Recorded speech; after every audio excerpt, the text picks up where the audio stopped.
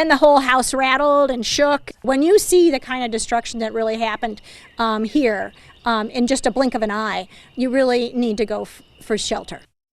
That is a look at some of the damage in Missouri following a round of severe weather that saw tornadoes, hail, and heavy rain yesterday in many parts of the Midwest.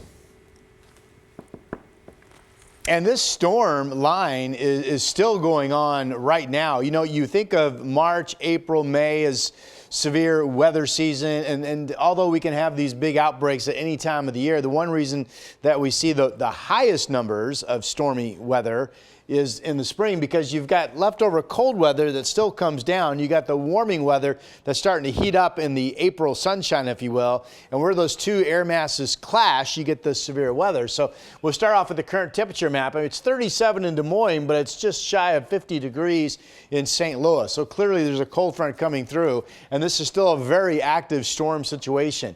Here is the line right now. In addition to nearing 24 tornadoes going back to yesterday now along the storm front, there's a huge concern of flooding. I was just reading the discussions. So these individual thunderstorms, anywhere from 3 to 9 inches of rain expected to come down. Here's a closer look at where the storm front is right now. They've had, get this, hail that was roughly the size of a baseball, think about that, fall in part, let me get my notes right, in parts of Indiana and Arkansas on the southern end of this. The storms actually extend all the way back into just outside of Dallas, Texas this morning.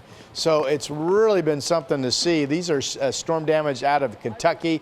I mentioned as we get into some of the Indiana VO and Arkansas VOs here video coming up that some of the storm reports had hail the size of baseballs, but that was Arkansas. There's a tornado, or excuse me, that was Indiana. Here's a tornado in Arkansas. I did not notice when I was glancing through the reports any F4s or like 200-mile-per-hour speed tornadoes, but altogether about 24 tornadoes and literally hundreds of reports of wind damage. Okay, so that's ongoing today.